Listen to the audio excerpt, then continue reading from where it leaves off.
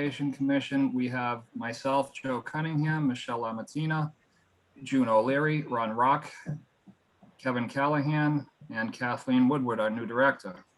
I also wanted to welcome Lincoln Heineman, our new town administrator, and Dan Salvucci, whom most of you should know by now, but if not, he's one of our selectmen,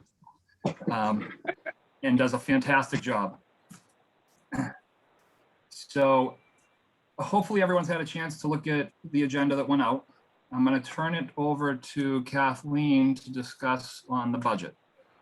All right. Welcome, everybody. Nice to see you all or hear you all.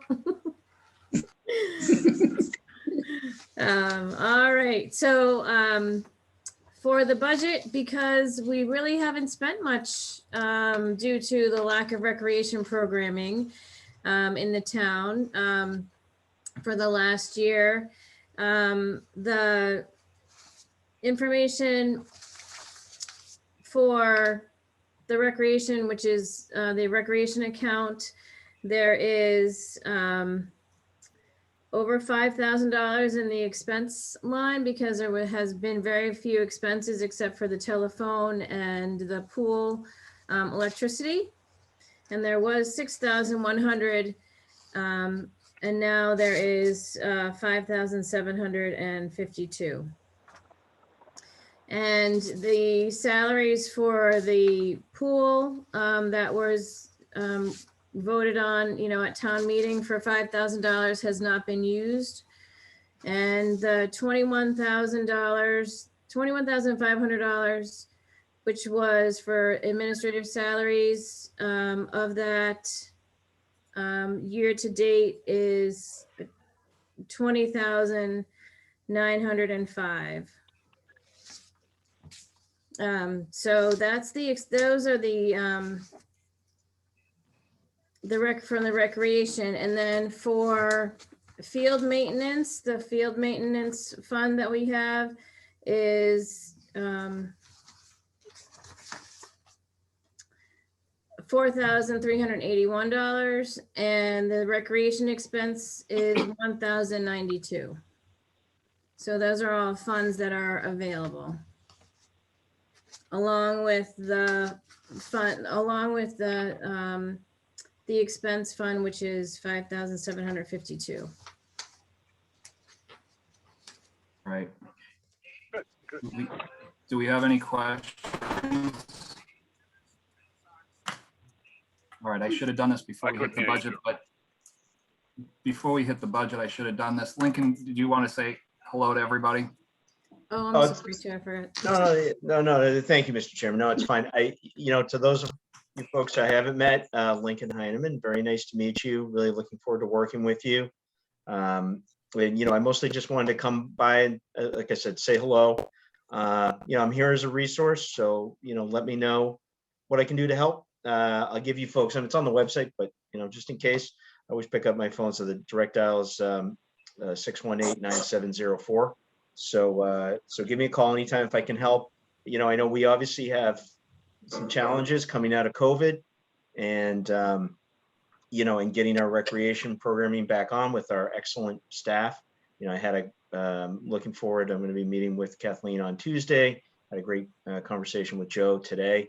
So I'm here to help and get the programming going and get it going safely and make sure that we're doing everything we want to do as we get out of COVID. And I mentioned a little bit, briefly, I know there's some discussion about the fees that are charged by the commission and that the maintenance that the DPW does. Those fees obviously go into the revolving fund, but whose responsibility is what. And as I mentioned briefly earlier, I'm here to help in figuring out a happy resolution to that and making sure that everybody's clear on their roles and making sure that that we're using the funds appropriately, as I'm sure we are now, but having the systems in place to support the work from those fees and have that support the recreation program. So I'm here to help. Thank you very much for having me. I'm going to stay on for as long as I can. I do have to go take care of something in a little bit, but I'm going to stay on as long as I can. And thank you. Thank you, Lincoln. Thanks, Lincoln. Thank you. Dan, Thank Dan, you, would you like to say a quick hello to everybody? You want me to say hello? Sure. Hello? To you. Most of you know me, Dan Silverich. I've been around a long, long time. I'm basically here. I'm the liaison from the Board of Selectmen, and I really, as I talk to Michelle a lot, or June, I don't really like to interfere with some of the issues unless I'm needed. And I was asked to join this meeting by the DPW because I'm the liaison there, and what their concerns about the field maintenance and what you are going through as far as the Whitman Baseball League. So I'm here when you just discuss that on your agenda to just voice the feelings of the DPW and what they think. So basically, that's why I'm here. As I say, I do not normally interfere with, you guys do a fantastic job. The park was loaded today. Everybody had fun. The pool is an outstanding function that we have for the town that many towns don't have. And of course, our playground program is great. And I kind of missed the 4th of July this year, you know. I think we You know, all last do. year it was kind of tough, you know, we didn't have that, but you know, like we used to, but maybe next year, we'll see what's coming up. Thank you. Thank you, Thanks, Dan. Dan. thank you. Okay, so with that being said, we've covered the topic on the budget. Moving down the agenda, we are on to the pool. Kathleen? All right, so the pool, we would love to have the pool reopened, and I have been in touch with Jim Collins, who is the owner of T&D Pool Company, which is the pool that has been servicing which is a company that's been servicing the pool for the last few years. And they've done a wonderful job from what I understand, and from what I saw in February when I met with him to check out the pool and see if there was any major issues, since as we know, the pool hasn't been run since August of 2019. So it'll be a good year and a half or over almost 2 years before it's reopened again. So as we know, with things happening, you never know what you're gonna get when you try and open a pool that hasn't not been used for a while. So I was talking to him about like what the maintenance would be for, how the maintenance had been taken care of in the past, what the chemicals use were, when he knew of any needs that had to take care of the pool. And the pool's in great shape. When we opened up the door, everything was just as it was previously, he said, and everything looked great. He has given me information about maintaining the pool, because I guess in the past they have a very bad algae problem that has been taken care of with chemicals, but needs to really be scraped and power washed off the walls of the pool. And he said that that had been in the process to start, would have probably had to have been done last year, but definitely probably needs to be done this year because the water in there hasn't been treated and the pumps haven't been running for, over a year. So he has sent me proposals for taking care of the pool for the summer, and the cost for the chemicals for the entire season, he's estimated at $22,974. That's it? The chemicals for the pool. Yeah. And he said as weekly maintenance, which entails backwashing and adding chemicals once a week, was $150. And the pool cleaning, in order to deal with the algae issue, and that would entail draining the pool and power washing it to deal with the algae, is $4,000, which could be done in April. You can start opening it up in April, and then would be done in May. It would take a couple weeks to have it all completely done, he said. And then the pool would be able to be maintained and Let's the keep water in starts mind, circulating. let's keep in mind, everybody, that this pool has not been opened really in 2 years. We shut it down in 19. It didn't open in 20, so that water stayed stagnant without pumps running and everything else for a solid year. And now we're into the beginning of a new year, and it's still stagnant and sitting there, and it's going to need to be addressed. Yes. Joe, what's that Look usually into- cost? I don't have my paperwork. So his numbers right now for just the typical maintenance, I mean, we're going to have to go over and above right now to drain it down and power wash it, and it needs to happen because it's pretty disgusting. But his numbers that he has now, we're pretty spot on to where it usually is. A couple of extra chemicals are going to need to be added because we have to get it back up to where kids can use it and families can be in it without getting sick. Yeah. And we don't want to lose the pool, so it's an expense that we unfortunately have to cover. Lincoln? Mr. Chairman, I just want to say, so I think this is an outside chance, but it's a chance if we do have significant costs, hopefully we're good, right? We get back up and no problems. But in case there are problems that we can attribute to it being closed down because of COVID, I think I would certainly very strongly make the case that possibly we could use CARES Act, federal stimulus monies to help address that. It might be a bit of a stretch, but I'm more than happy to go to bat with the county. We need to get it approved by the county, but let's, keep our fingers crossed. But if there is something there, obviously, let me know, Kathleen, let me know, and I'm more than happy to go to bat with the county because it seems to me like it's definitely a COVID. Yeah. So, that's all. Joe? Thank you. Yeah, that's I great. I have a question concerning that, and actually, that's a great point, which I didn't really think much of. Now, obviously, Kathleen's spoken to the pool company, and they're looking to go in April or May. Now, let's say we voted on this and we approved it, and we had to come out of our own budget for now. Could that be, replaced, replenished? Because Yeah, You know what I it mean? actually would have to be done that way, so that those monies, there's different funding sources, and I won't bore with everybody with all the details, but the monies that I'm looking, that I'm thinking of, that we have in hand, we don't have in hand, the county has in hand, but that we would be looking for reimbursement for, it's a reimbursement program. So we would have to, I guess, probably revolving fund, we would probably want to use that, I would think, but that's up to the commission, obviously. And then we go to the county, ask for reimbursement, and they make a decision. So, yep. Could I ask a question, Joe? Sure.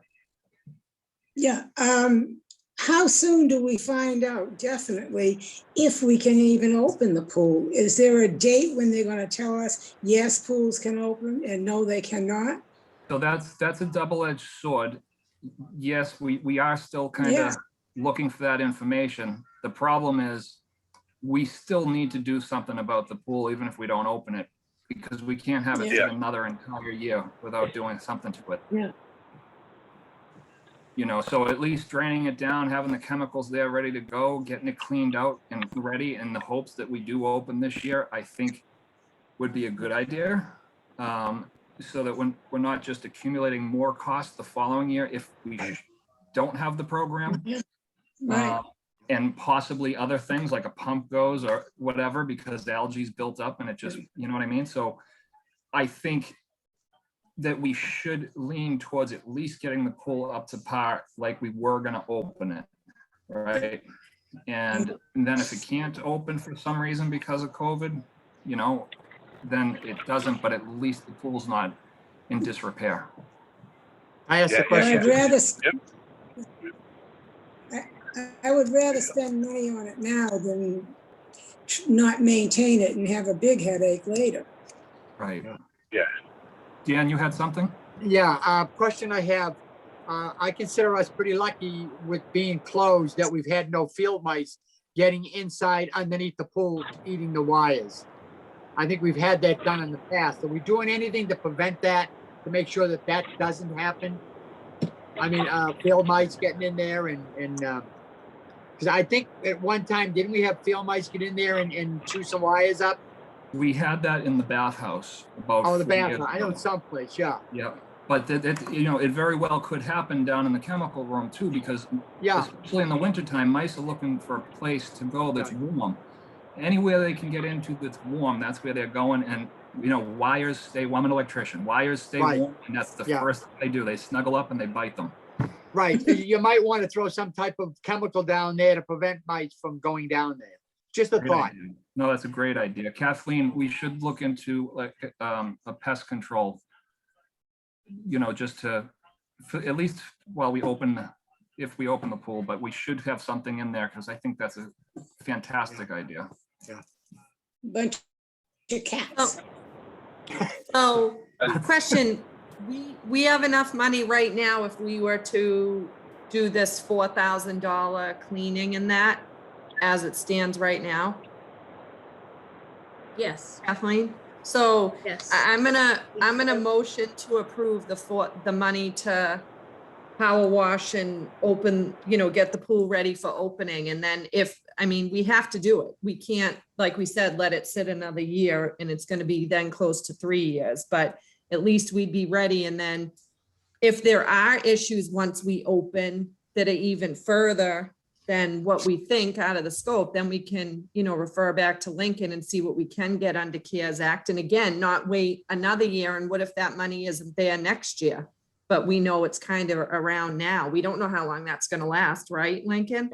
Well, to be clear, that source of money that we're talking about now, it expires on December 31st. Right. So that's what I'm saying. If we didn't do this year, and then we wait another year, we're almost at 3 years of not opening. And then all that, we will 100% have to eat all that cost. Not saying we may not get Yeah, we any have to back do it. if there were any problems. We don't know that. That's kind of up in the air. But if there's money out there now for problems because of COVID, then we're more apt to get money this year doing it. So I'm going to motion to vote to approve that we clean, drain, power wash the pool and get it ready for opening. So Michelle, you're making a Michelle. motion. Michelle, you're making a motion Could we, to vote on could we add approving this. to that? Yes. Could we add to that Lincoln puts in that draft for us for the extra money to replace? Well, we can't probably until we know if there's any problems. This Right now, problem we that's can make- going right now, we have to, that's part of maintenance, regular. Right now, we need to make a motion to vote to approve. Okay.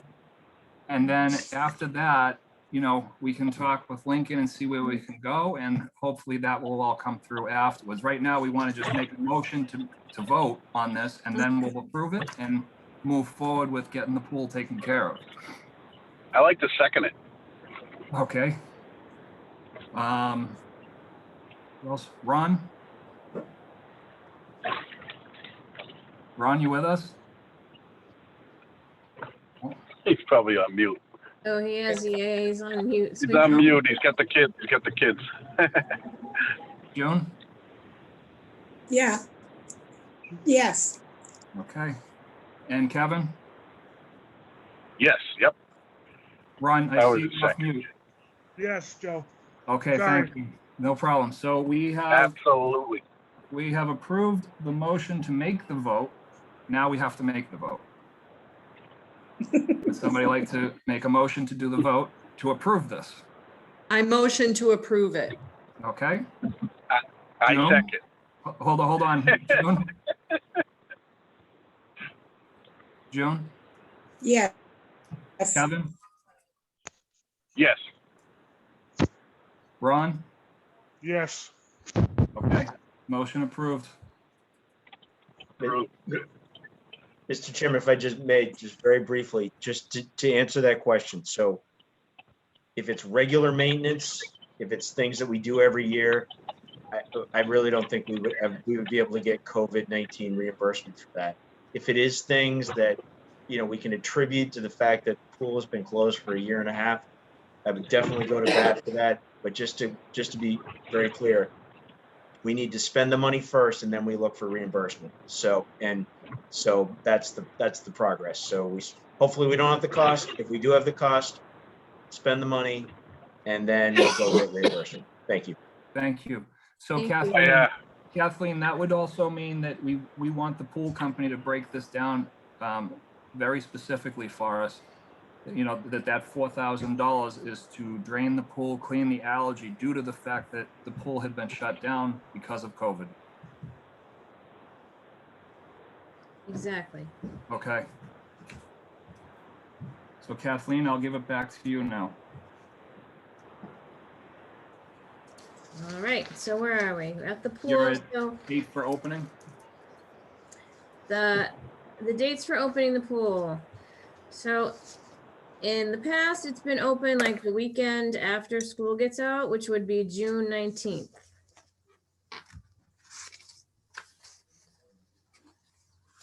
The June 19th.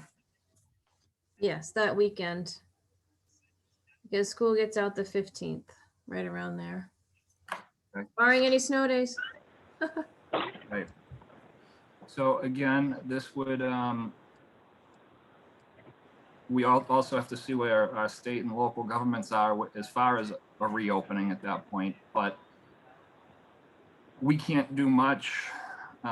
We have to base everything on the fact that we are going to open right now because we're a little bit behind where we usually are, right? We can't hire staff. We can't do anything unless we plan for the fact that we are opening. So would somebody like to make a motion to approve opening the June 19th weekend? I'll motion to approve. Okay. June, Second, Kevin, Yes. Ron? Approve. Okay. Kathleen, when will you be looking to close it? So that was up for debate because I know the college kids that we have in the past run the program, maintain the program, usually go back to school like the week of August 20th, the 21st right there. So I was hoping that the pool will be able to be open like for a week after that because school technically will start. High school starts like high school sports would start like the week of August 25th. This is of course obviously this year was a very different year and we ended up starting much later than normal. But usually fall sports start right around the 25th. That Wednesday is usually the first day of school. If I'm looking at the calendar, just the school department, we don't have the school department. We don't have the new school year calendar yet. But just from what I know, that that school would be starting on right around the 25th, if not the 1st. So the pool would have to close sometime the week of the 21st, 22nd. So Kathleen, real quick, if I may bring something up, I know the past 4 years I've been on the board, this is always a bone of contention that people are up in arms that the pool closed in August when we're still having 90-degree weather in September. Absolutely. I understand the kids going back to school, but I think we should try to figure out, again, everything that we say is based on COVID, right? I think we should find a way to try to figure out if we can at least staff the pool on, say, Friday afternoon, Saturday and Sunday of that first weekend they go back, and then keep it open through Labor Day. Again, weather permitting, if, That would be, yeah, would love to be able to do that. Absolutely. So I think we should try to really make that happen. Not during the week. I mean, yeah, if it's 90 degrees during the week, I know people will say, well, we can't please everybody. Someone's going to say, well, we could go at 3 o'clock or 4 o'clock till 6. It's still light out. But I think if we gave the opportunity to try to staff it Friday afternoon, say 3 o'clock till dark, and then, Saturday and Sunday of those couple of weekends, if we can. I don't know what everybody else thinks, but I think that it's been brought up every single year I've been on this Oh, board it's and it's certainly- never changed. Yeah. And that's the same in Hanson for Cranberry Cove and everything, because there's just not the staff to do it. And the high school kids usually are the ones that are doing the spring sports. So not a problem. I mean, I'm happy to try and do that. Absolutely.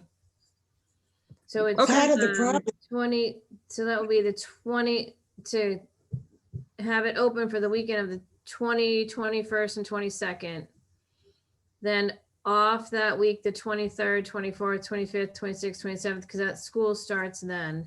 Yeah. And then have it run the 27, 28, 29. And then the third, fourth, and Again, fifth. the third, fourth, fifth, and sixth, and it would be closed after Labor Day. Yeah. Part of the problem with that is, and I had a summer job down the Cape, you have a problem keeping your staff around if they're college kids. They Right. No, wanna no, go no. back. We know that. We definitely know that, but I'm just saying, I think it's mid-March. We should try to figure out how we can staff that. If there's I mean, there could be seniors in high school that, why couldn't they staff it, right? We're not asking for them to work during the week, but maybe during the hiring process, Kathleen, we ask that as part of if we do interviews or whatever. Or once we do hire people, right in June, we ask people, can anybody commit to these 2 weekends, weather permitting? I mean, I know some kids don't go back. Some kids go to school Right. around here. They're not gonna Yeah, mind oh, coming back to Whitman for the weekend to make some money. But they never offered that. So that's why you can't say they're gonna say no. I think we need to put it out there. It's early enough. We're not bringing this up 2 weeks before we're trying to do it. I think we have plenty of time to try it. It's not gonna hurt. Absolutely. So. Hi, Kelly. Sorry, I've got noise in my eyes. Hi, nice to meet you. Good to meet you. I know I talked to you before, when the last time. when I Yeah. was senior. Yeah, nice to see you. Someday we'll be in person. I know I'm Absolutely, having someday. trouble with my laptop is not connecting to Zoom, so I'm on my phone. What's going on? Glad you're here. So So, continuing on with that, that will be, so that would, then we need to chat about the hours of the pool. What would you like the hours of the pool to be? I think in the Well- past, they've been swim lessons in the morning, and then the park program had it, and then it was open swim in the afternoon, if I'm understanding that correctly, or maybe it was, it was, Okay. yeah, family open swim in the afternoon. We tried to get the swim lessons done in the morning, leaving it available for the park program in the afternoon because they're already out there, gives them the chance to get out of the heat and into the pool. So that's kind of the timeline. Again, though, Joe, should we just like table this? Because we I think really this- can't, I think this- there's no this- sense discussing. until we know where we stand with COVID, we should table the hours for right now. We need to move forward like we're gonna open the pool. We need to start putting out registrations and stuff, because we can always refund it if it doesn't happen. But right now, hours, I don't think we can give them yet. but we could say in the pool flyer, we could say dates that we wanted to opening, maybe just say the opening day is June 19th, that weekend. Yes. Okay, So that would now bring us on to the pool pass costs. Now, pool passes in the past, I'm pretty sure I'm 100% right on this. The last season we had, 2019, we were at $110 per family on the pool pass. The season pool pass.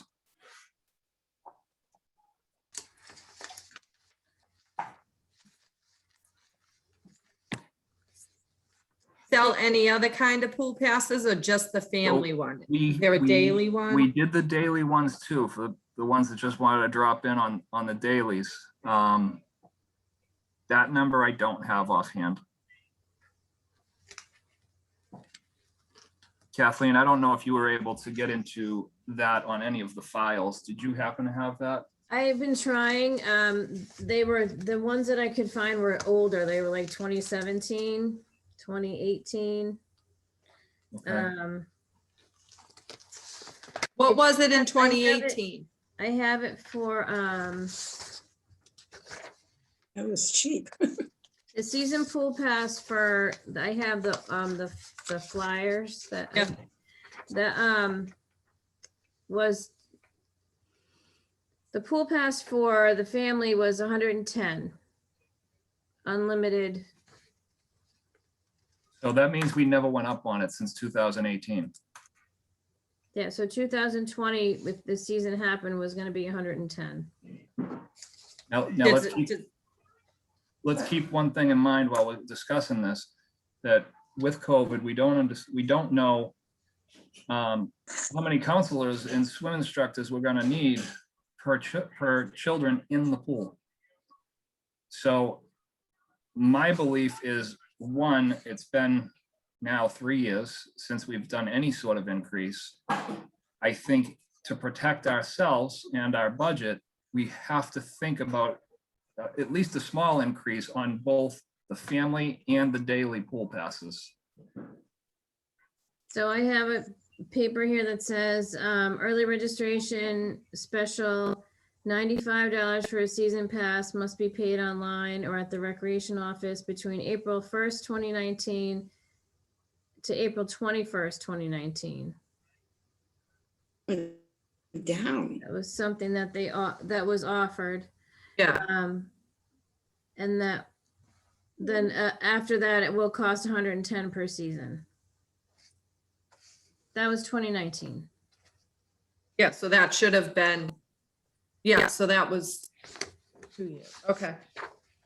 95, and then after 110, okay.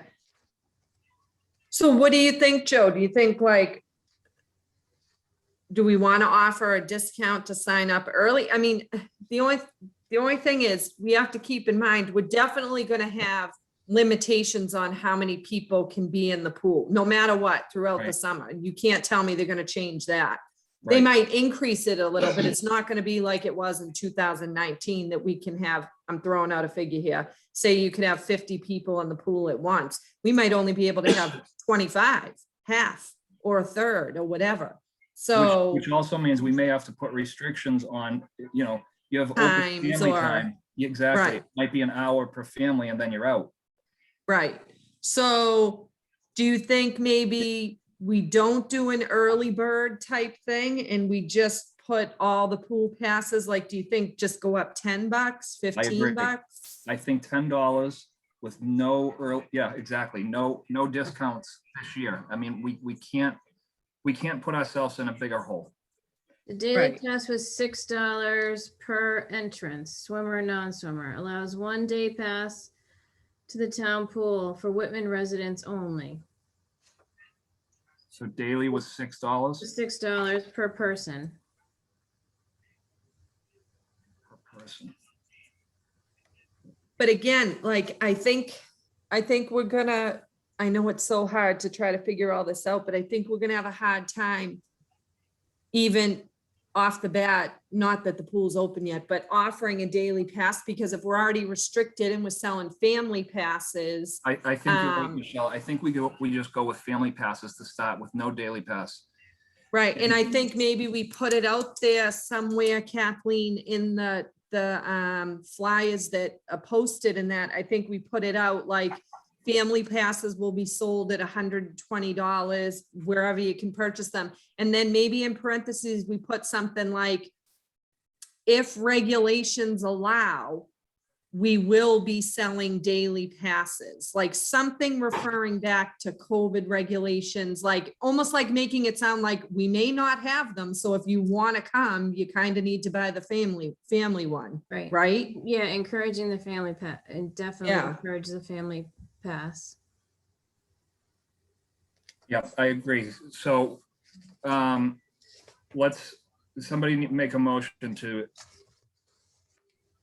increase from 110 to 120. We've got to start there. That's it. Okay. We need a motion. We got to vote on it. I'll All right, make a I motion motion. Okay, June, yeah. to raise the family pass price from 110 to 120. You said 120? Yes. Yeah, 120. All right. Michelle, you seconded it. I'll second. Okay. Ron, Yes. Kevin? Kevin? Kevin fell asleep. All right, we have enough. We have 3, which is a quorum, so we're going from 110 to 120 on the family pass. And for now, we're just gonna hold off on the daily passes. We don't need a vote on it because it's an undecided at the moment. I feel a little sorry for the people whose families can't afford the 120 and they want to come down once in a while after soccer practice or something and use the pool for $6 and they may not be able to get in. But that's not our doing, it's COVID's doing. I And who know. knows, maybe we I know. can, I know, it stinks.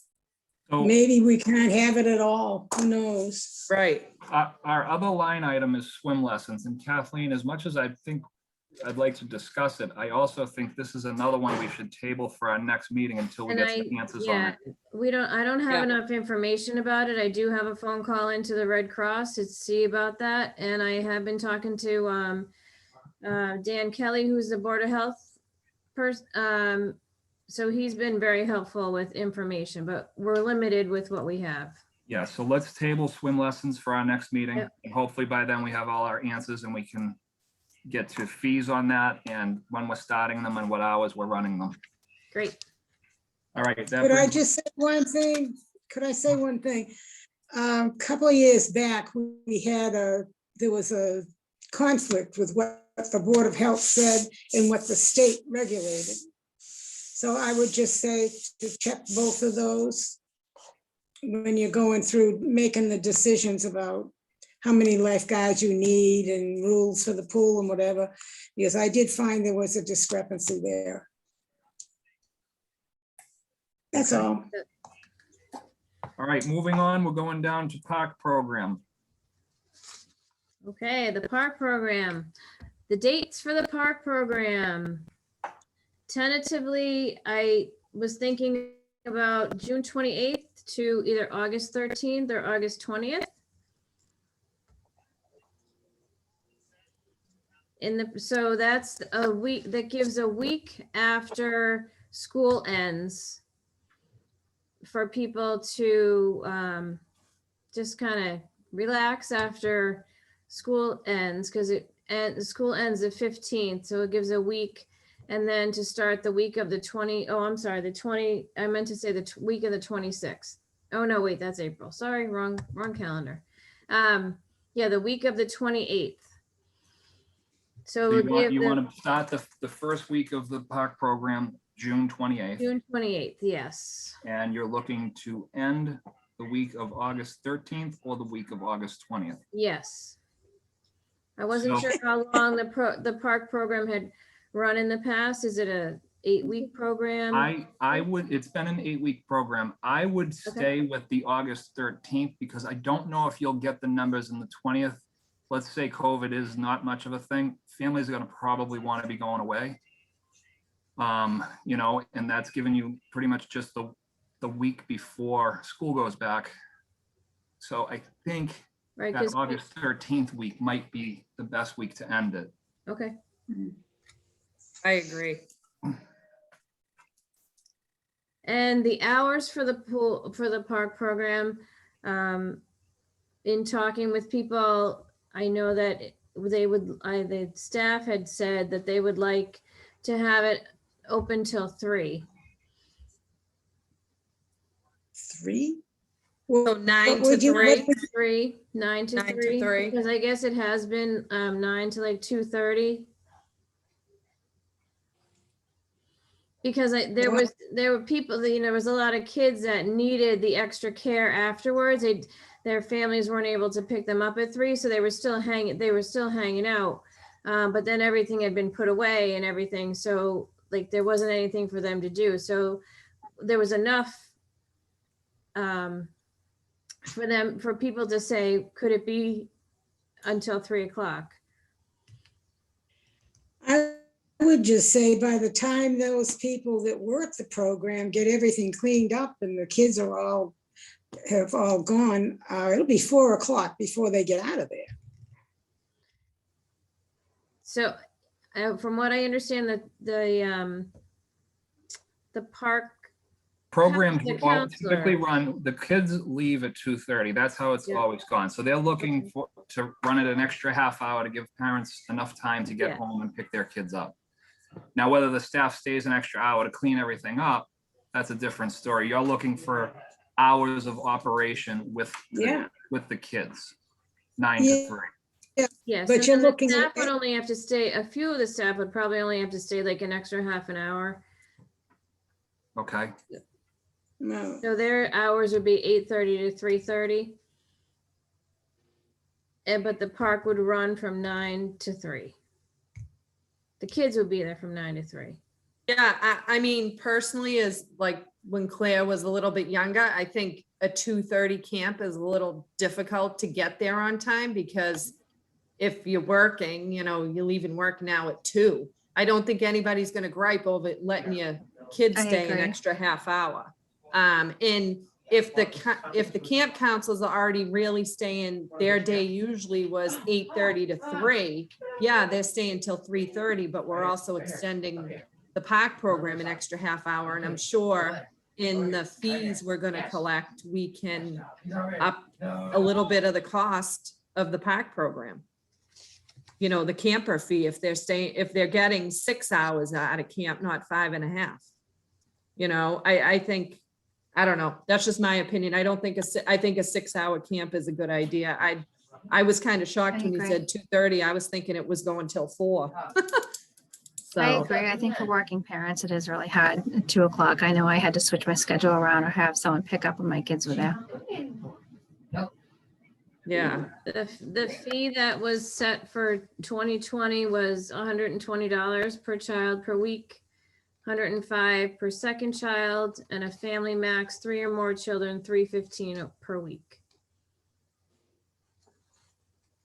Shouldn't we And go it- up on the price if we're going to go up on the hours? I agree Yeah. with that. The program Yep. dates were stated is actually 9 to 2. Is what was It was- listed here in the flyer. It was a 7-week program, started June 22nd and ended August 7th. It was from 9 to 2. And now we're going to go 9 to 3.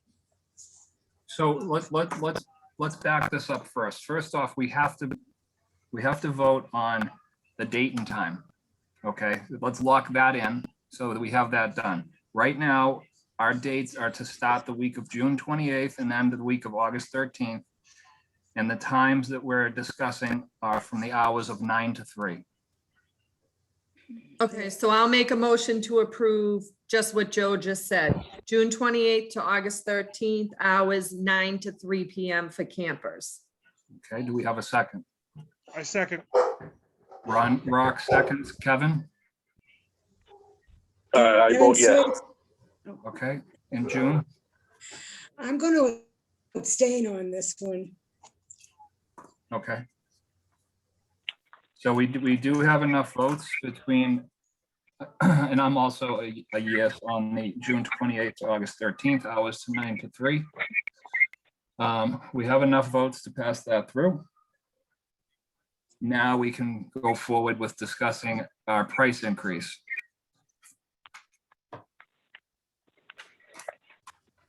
Okay, so it was based, I'll say it again, it was $120 per child per week, 105 per second child, and a max of 3 or more was $315 a week.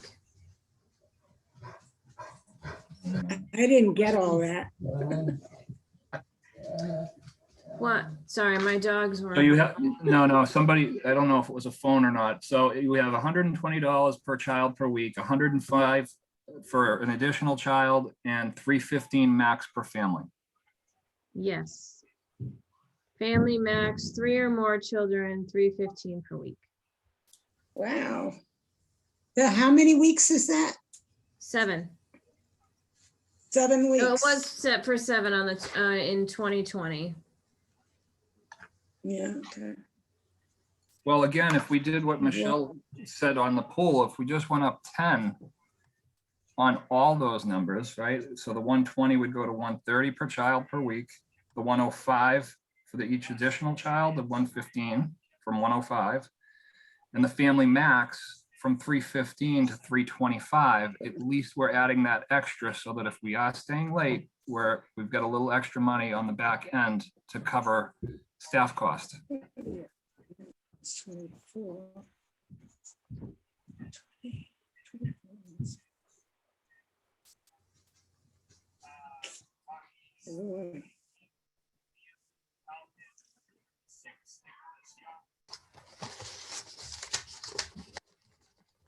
So you want to go from 120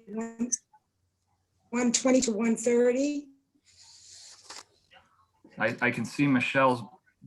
No, I'm sorry. I'm looking up, I was looking up Hanover Rec to see what they charged in Quincy. So, and Quincy Rec. So Hanover Rec charges like a 2 session.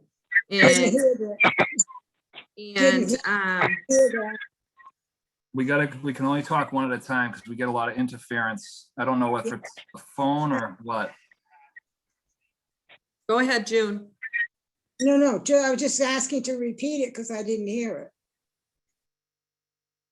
What didn't you hear? The price?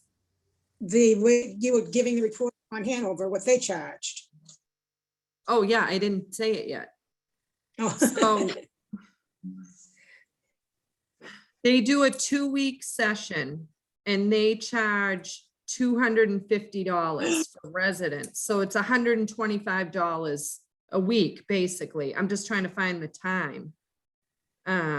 Just to see what the time is. 2 weeks. 250, 2 weeks. And theirs is 8:30 to 4:30, actually. So if we were at 130, I mean, we're $5 more than them, but we're an hour less, right? Yeah, Hour and a half. but it's $250 for residents, $360 for non-residents, but they only take 10 kids in each section. So that could be a little different too. And I don't really think we can be looking at non-residents during COVID right now. No. So I think going up the $10, what we were saying now that was for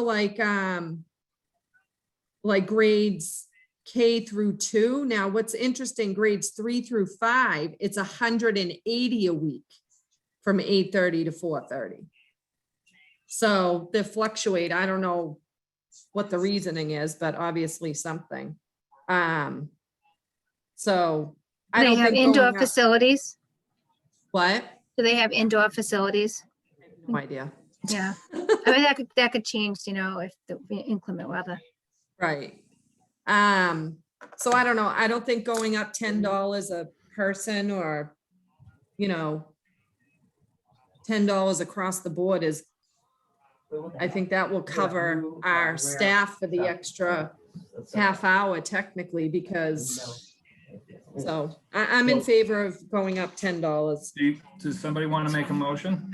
I think you have to with the extra costs of COVID PPE too, right? I mean, that has to be taken into consideration, doesn't it? Some of the PPE we can get through the town. And I know I saw Kathleen's that. already been working on that. But there is going to be additional things though, Kelly, and you're right. And Yeah, I think there's no question. You'd have to increase the prices, especially then if you're gonna do an extra hour. right. Great point. So do we have a motion? Does anybody want to make a motion to approve going up $10 across the board on the program? So that would I'll be, motion to Okay. approve to go up $10 across the board. So that would make 130, 115, and 325, right? correct. Yes. Okay. I second that. Kevin? Mhm. And June? Yeah, yes. And I'm a yes. We have enough. I'm a yes too. Did you get me? I was muted for some reason. It keeps doing that. No, we didn't. So we made a motion. You're yes, okay? Yep. All right, so now we're at the, at weather. Kathleen, we don't want to beat a dead horse on this. We're just brief on this one quickly. Yes, to use the town hall, in the past, when there's been inclement weather, they've used the town hall for the day, but I don't think that's an option this year with the 6 foot distance, 3 to 6 foot distancing situation. Which I don't think is gonna be. They can't go in the town hall? I don't know how, in terms of the size of it, in terms of what they would have available, I don't know for sure. Because I know they have in the past, but I don't know what the facility is that they use, if they use the whole, like the area where. Just you the do upstairs, the open part of the town hall, like the main part where we have our town meeting, that would be it. But Right. Kathleen, could you possibly look into maybe one of the school's gyms for a backup if we had inclement weather? And then obviously we have emails and phone numbers. We can get the word out the night before that instead of dropping your kid at the town park, drop them at, I'm just throwing this out there, Conley. So, I mean, the closest school is to the park is Duval, in terms of people walking there. I mean, not walking there, but Being dropped off by their parents. I know that the Y program.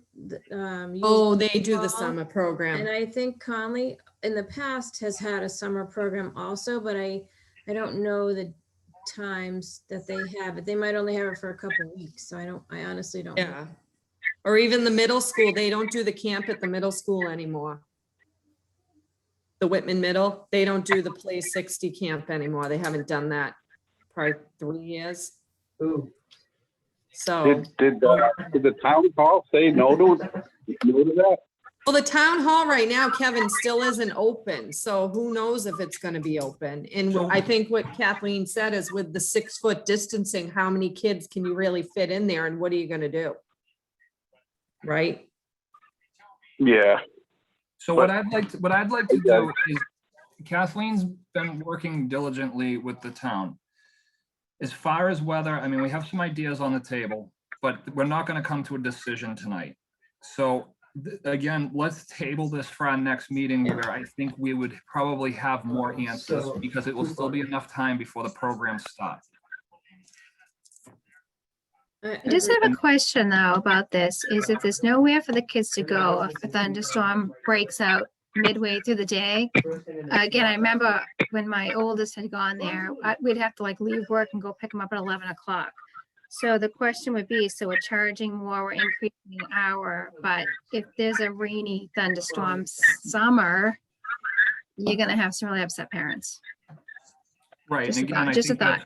I think that's why we need to get our answers as to where we can be. And then what, how are we gonna Right, I go can. back on that I'll follow afterwards? up on that. I'll follow up on that. You can't squish them in the bathrooms like they've done in the past. So half the kids get picked up and half don't. You're not gonna be able to squish the kids in the bathroom either. Right. So Kathleen, just another one probably quick is gonna be to touch on is field trips.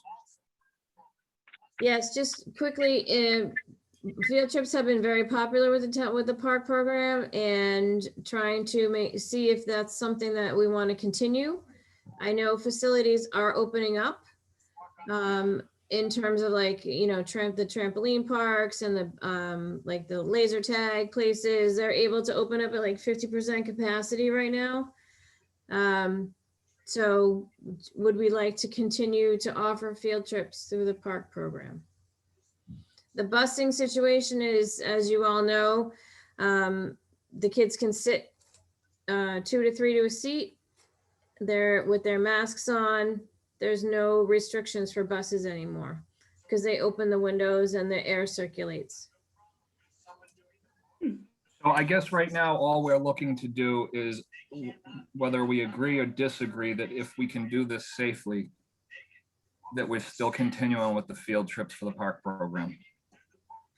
I need to, that's something that we kind of need to know a little bit, because if we want to plan anything, it needs to start to be planned soon.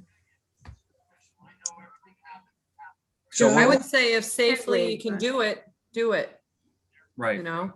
So let's put the motion out there that if this can be done safely, right, that we agree to do our field trips, because it is what these kids kind of do look forward to. Yeah, they definitely look forward to it. So would somebody like to make a motion that if it can be done safely, we're going to continue to do the field trips? I'll make the motion. Thank you. So Michelle's made the motion. I'll second. Ron has seconded. Kevin? Never mind. June? I guess, yes. Oh, I was muted again. I'm sorry, Joe. Okay. So Kevin, is that a yes from you? That's a yes. Yep. Okay. All right. Moving down the line, staffing for the summer and pool, staffing for the summer, pool and park. Yes, currently I have 3 applications. I have only advertised on the Whitman Recreations website. I have been waiting to see if there's another venue that I can advertise on. I was talking with Michelle about Facebook, that we think we can put it onto Facebook through the Want recreation. me to do that? Do you want me to put it on Facebook? Yes, Okay. I think so. And then can I put it out to local high schools and like the Whitman Hanson Express? I know that the Cranberry Cove announced over what? Cranberry Cove announced that over the PA at Whitman Hanson High School the other day that they were hiring. So I think we are able to probably say that, if that's all right with everybody, if I can get it out to the guidance department at Whitman Hanson High School, and then it can be announced that the Whitman Town Pool and Park Program are hiring, and the application is on the Town of Whitman website. I received 2 applications today. They were both scanned to me because of course the town hall is not open. So they came to the recreation department email. And then I got Kathleen. another one in the mail the other day. Do you have a, I haven't looked at it online, so I'm just writing down some info so I can post it in the morning, but do we have a deadline of when applications are due? So I had put on the town website April 15th because I was thinking that we would be able to set up a group of people to interview April vacation and then start the process in May. Adding to that, the fire department has said that they would train them in first aid and CPR. So I needed to set that date up. So I'd like to have them hired by mid-May so that that could happen. Okay. And then the only thing I wanted to bring to light on this whole staffing thing that I know was a little bit of an issue that I've gotten feedback on in the past was that I don't know how we can do this or if we can do this, or if people are on board with this or not. But I know we have some key people that have worked year after year and they know the program, which that is fantastic. So hopefully some of those kids come back. But as far as new hires, I would like to 100% see that Whitman kids are hired first. Because I know a lot of guys, Whitman thank you kids- again. We did do a great job, and we encountered in the summer a bunch of well, as some of you might know, Quincy wound up having a couple of kids that came down with COVID, never said anything, and went out and played other teams, other towns. You know, we did our due diligence in keeping everything safe, and hopefully we'll be able to I continue think with Joe's on that. he had another call tonight too. Yeah. So, The applications I have so far are all Whitman. okay, just because, you know, I feel like it is a Whitman program. It is Whitman people putting the money into the program. We are having Whitman kids. You know, I know a lot of kids over the last 4 or 5 years that have been passed up, and then the parents are like, why are there Hanson kids working here? Or why is there a kid from a totally different town working here? My kids applied for 3 years in a row and didn't get a job. I know we can't get. Specifically about the park program or the pool? I only know the Oh. pool because like the pool was limited because you needed the certifications. Right, exactly. Yeah. Exactly. I think more the park program, because that's where we hire more people. So I just think moving forward, we need to be a little bit more, you know, mindful of that I think that's just my opinion. We're a Whitman-based organization, and I feel like we should be hiring, you know, if they're qualified. I'm not saying that. Yeah. And I don't mind mixing it up with some of the kids, but, you know, Hanson has a rec program. You know, so do they hire kids? Do they hire all Hanson kids or? Especially know. this year where we're not opening it up to other towns due to COVID. So I think it is something we gotta be careful with staff too. Yeah, Yeah, and also, I mean, where you do wind up hitting the snag though, would be with the pool. Because you have to Right. find qualified lifeguards and that have, you know, Right. gone through their certifications and stuff. right. No, and I understand that if there's certain certifications, obviously you need to be lifeguard trained. If we don't have any Whitman kids that are lifeguard trained, then absolutely, you know, you go to the next thing. But it's just, I'm bringing it up because it's been kind of a thorn in my side for years. And I discussed it with Ollie a few times and nothing was done about it. But it, you know, I know specifically 4 kids that applied 3 years in a row and didn't get it. But kids from Hanson did, and that to me isn't okay. That's all. Sorry. Okay, That's sorry. end of rant. I noted that, and especially if the kids have been a part of the park program, you know, it's Right. one of those things that they look so forward to being a counselor one day because they have such a great experience, which is a huge tribute to the program that, you know, kids, when they're 8 years old, aspire to want to be a camp counselor when they're 16. That's a pretty awesome thing. So Right, it's- exactly. you want, and Good you want to point. keep, and you want to truly keep that going for sure. Right. Having spent many Well, years in camps myself, I totally know that. Oh, let me just jump to one thing real quick so I don't lose sight of this. Michelle, did you have anything else you wanted to talk about on the social media? Just that Kathleen, the other night, I did add you as an administrator on the Facebook page. I don't know if you got that request. I did. Okay, so that just means that when you're posting on that, you'll show up as Whitman Hanson, not yourself. So you are an administrator as well? as I well as am, and I Josh? believe Josh McNeil is. Yeah. So because I just kind of always posted the flyers like for the Easter egg hunt and Christmas and 4th of July and all that.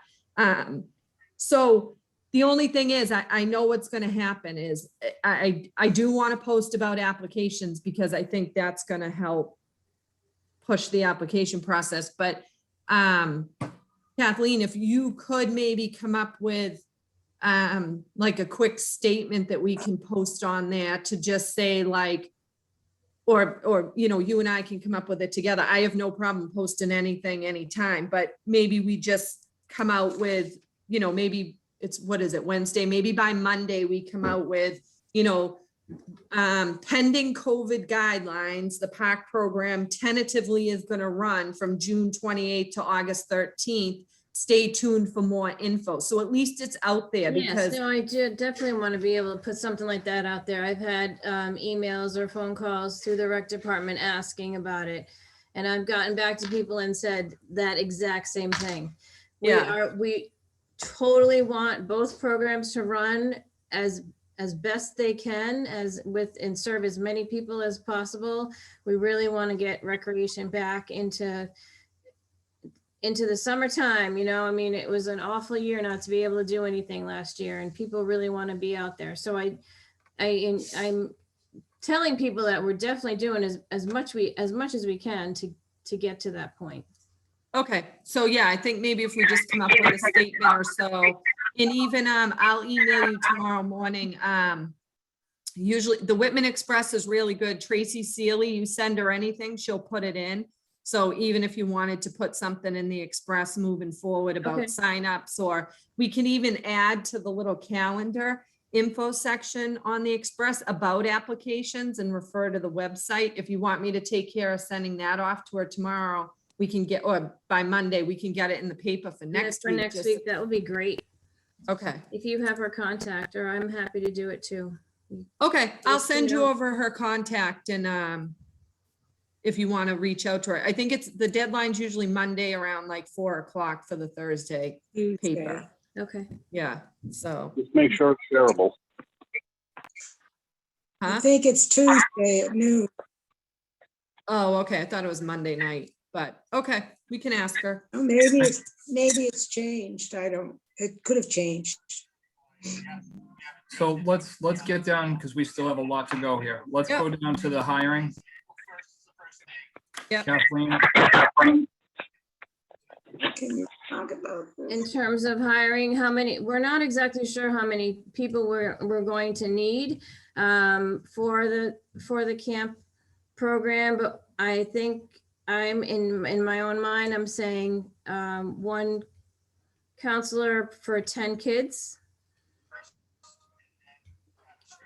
okay, To be able to move them around and stay socially distant, but also to be able to have activities with them. I can't imagine a smaller group. I mean, maybe 1 to 8, but I can't really imagine a larger group, somebody being able to maintain that either. So that was my thought. In terms of the pool, we need like at least 3 lifeguards whenever the pool is in session. And we need at least 1 WSI, if not 2 WSIs, who oftentimes are lifeguards, but there's oftentimes when the WSI is just a WSI and has not redone their lifeguard certification. Which brings up the point of lifeguard certification. Again, I have a call into the Red Cross in hopes that because lifeguards weren't able to recert last year, there might be an issue with that, and we possibly could get someone from the Red Cross to be able to do a recertification at our pool. And that would help the lifeguards be able to have their recertification. They have a 2-year recertification process. So many people were like last year, they needed their recertification like they would for this year, but they didn't get it. So they haven't had classes, or haven't been limited in terms of classes that they've been able to have because of COVID. And then my other discussion piece was in terms of the director for the park program and the director for the pool. In the past, you have had a park director, the park program director, and you've had a pool director. And one of the thoughts that I had was, what would you think about having a person who is the pool and park director, and then having an assistant director for the pool and an assistant director for the park program? And how that would work would the director for the pool and the park program would manage and schedule all the program, help with the programs and be that lead person. And then the second person in command would be like what you had in the past, you had 2 assistants. So you had a director of each program, and then you had an assistant for each program. You would have 1 director and then 1 assistant per program, which would actually save money for salaries. so my thoughts on this is, and correct me if I'm wrong, Kathleen, Judith is not able to come back this year. Oh, so yes, we've I lost- didn't say that. Yes, absolutely. We've So lost Judith- our pool director, and right now we're struggling on lifeguards and we don't know where we're at with numbers.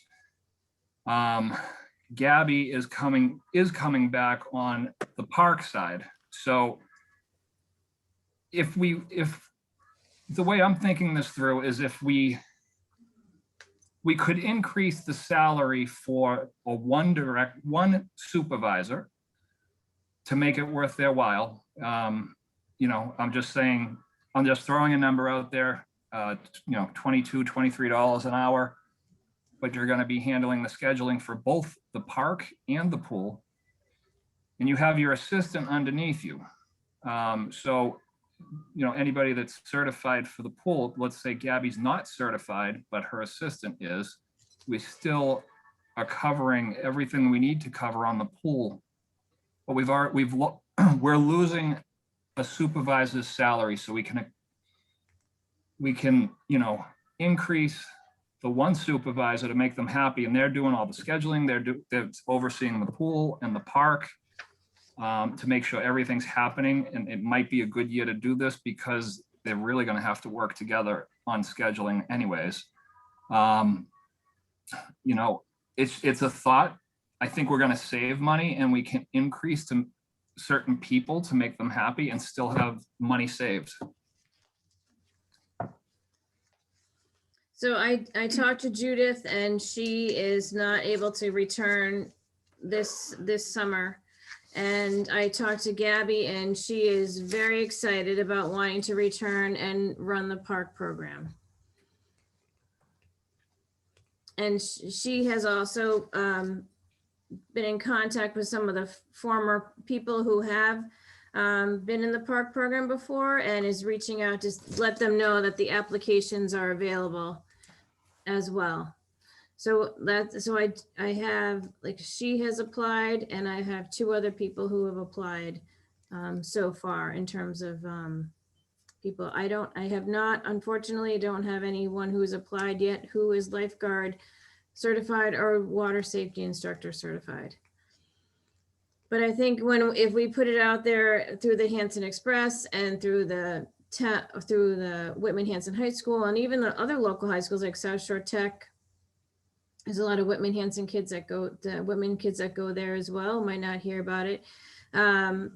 And let people know that the application is there. We might get some more people. And if I can do that lifeguard training, that would be even more beneficial.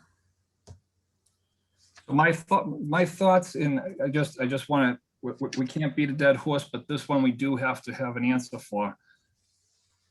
If it is feasible and it is possible, where we just have the one supervisor to oversee the pool and the park, where they would also have an assistant, right? So yes. Would everybody be open to an idea like that? We've never done this in the past. This is something new, and we already know we've lost a supervisor, so we're going to be on the hurry to try to find one.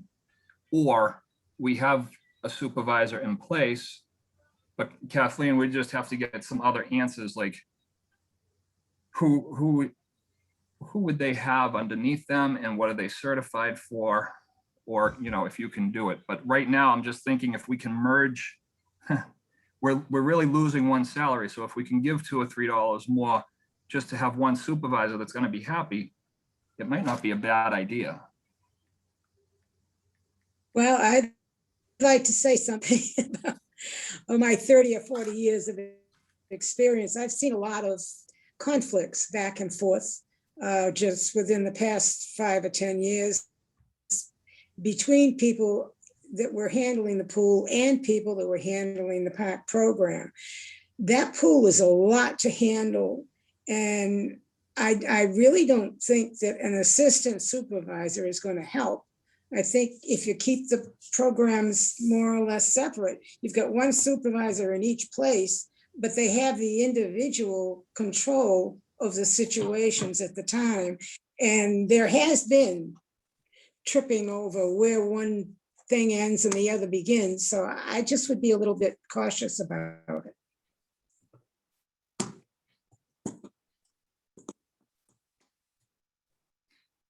else have any input?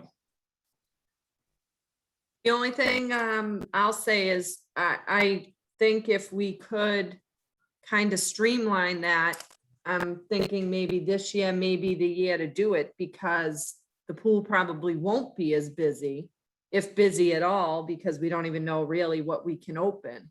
And I think Gabby's been doing the park program for so many years. I think that probably she has down to a science, that if She we can do have her kind of oversee the pool program at the same time, but like you said, had like someone under her that basically that assistant ran it, but reported back to her. And then that way she kind of has the overview of everything. I mean, this would be the year if we're going to do it and see how it works.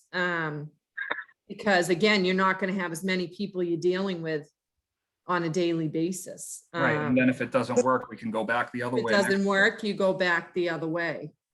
In Gabby's possibly the season, so reason- it's not like a totally new person you're trying to have them figure out. And Gabby also knows other people. She might be able to bring in lifeguards that we don't even know about. Oh, fine. I just think the reason she's been so successful is because she's had 100% control and knows it inside out. Now you're splitting her attentions from one to the pool, but I'm fine. I'm fine with whatever you want to do. I personally would not advise it. Because I think you're adding to her, taking her attention away from something she does very well. But fine. Anybody else have anything they want to say on it? Ron?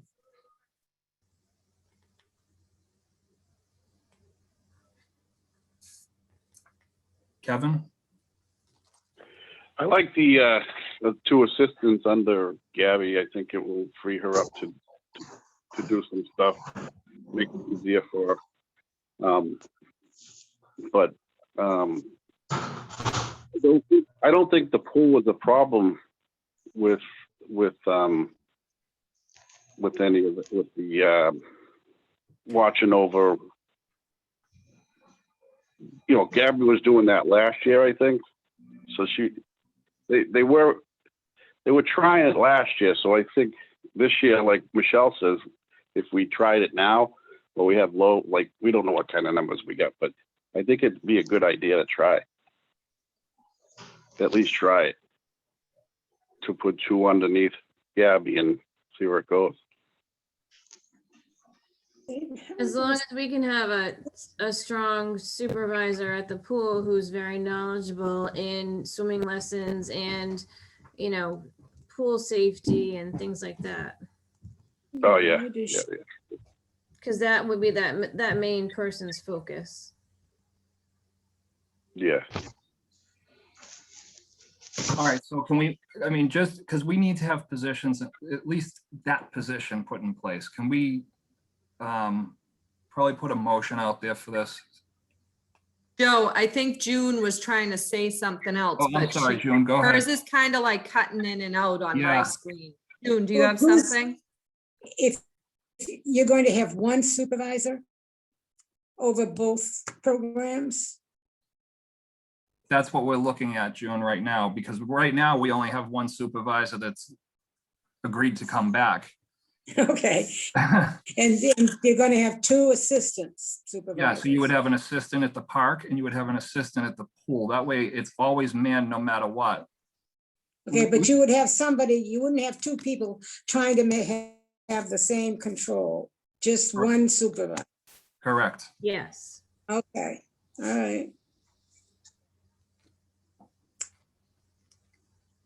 Do we want to make a motion on this to approve the one supervisor to oversee both programs? I'll make a motion. Ron has made the motion. Michelle? Second? Second, Kevin? Yes, vote yes. Okay, I'm going to vote yes. And June? Yeah, yes. Thank you.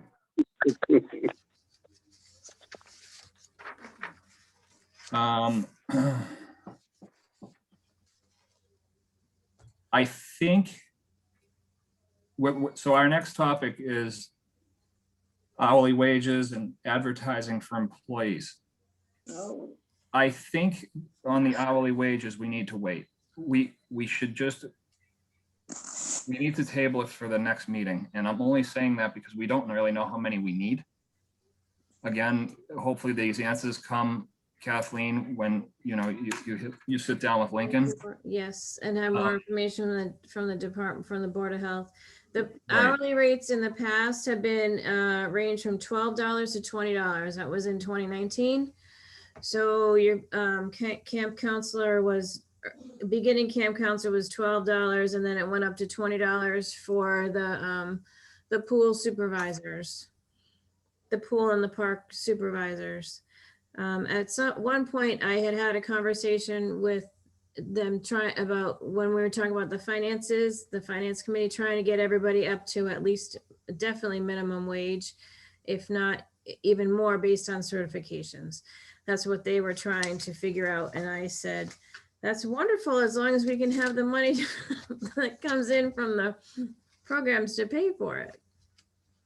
So what is, let's start with the one that's known.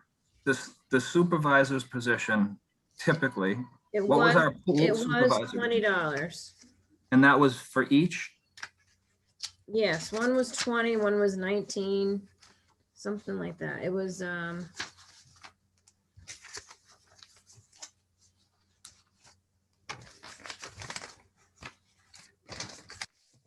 have it here. It was, Judith was, I think 18, Judith was 1825.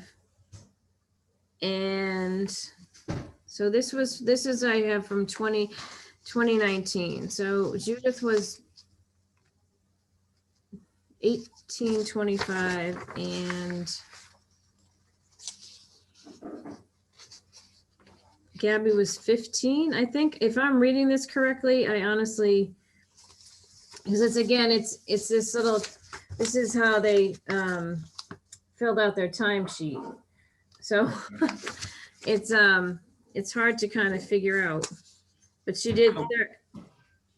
So if we're gonna have one supervisor that's gonna handle the scheduling, if we're at $18 and $15, and we're basically losing a supervisor's position. You're losing the 18, right? I'm just putting a number out there. Let's discuss this. Why can't, wait a I'm minute. thinking, why can't we start with 22 for the supervisor's position? Because we only have one now. That would be if it was 1825 and 15 something, you know, that's still opening it. That's still giving us $12 an hour back to the budget. But you have two assistants. Right. You have three positions. Which You could have three be, positions now instead of two. They've always had assistants, June. You Okay, had a pool supervisor and an assistant. You had a park supervisor and an assistant. Now we have one supervisor and an assistant on each I side. see. Okay, So I'm just thinking, you know, she's going to take on more responsibility, as we know. So why not make that worthwhile, where we can give her a little bit of a pay bump to make it worthwhile for her? Oh, another thing. Yep. Oh, I'm sorry. I thought it was on. Oh, okay, I'm sorry. Another thing with Gabby is she could be the nurse. I mean, you know what I mean? Like, she's going to school for nursing, and like she was telling me she could be the nurse there too. Like, if someone got hurt, she's qualified to do whatever it takes. So, you know, that's another thing with. absolutely, and Gabby. that's a huge thing with COVID. They are saying that people who are over 18 can be considered first aid. And, but that I would feel much more comfortable having a nurse in that respect, running a day camp. I mean, the camps that I've always worked at and have run, we've had a nurse on site. Yeah, I thought it was on mute, sorry. But that's what I was gonna say. It's another thing with Gabby that is, useful for the park to have. Absolutely. So I just did some quick numbers at the moment. Okay, if we were to put our supervisor to 22, that leaves us $12 of saved money because we don't have the additional supervisor. And that's based off the numbers of 1825 and 1575. If that's actually the numbers, I don't know. Yeah, and I'm pretty sure it is because it's up here in the corner. Each person, like, I'm just looking at the other ones. Like another camp counselor was like $12. Somebody else was $12.25, which must meant they were there for, their second year or something. And somebody else had 13. So what we could theoretically look at doing is if you played with that number, and again, I'm just throwing numbers out, chime in if you'd like. You go to 22 for your supervisor because you have one. You're left over with $12. You can give each assistant $1 raise from last year. Then we're left with $10. Now we can start working on the other counselors and lifeguards to hopefully get them up to minimum wage with that remaining 10. That's awesome. That would be great. That would work really well. And I think then you start, you're going to see more people want to come back and want to be involved and want to be interested. And because at least they're making a minimum wage. I mean, I personally would, if I was a kid, I'd go to McDonald's or even Target. Target has been $15 an hour forever over going Yeah. the program, to make under minimum wage.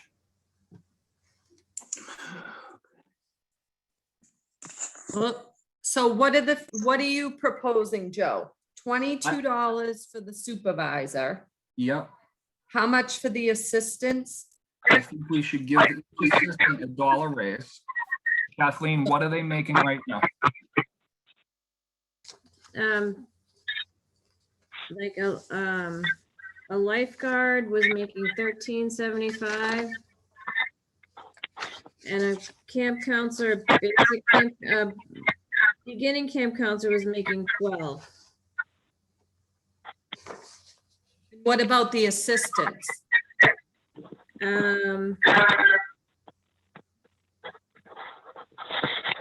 13. 13 for the pool, 13 for the park. And $14.50 for the pool. What was that? $14.50 Yes, for the pool? yes.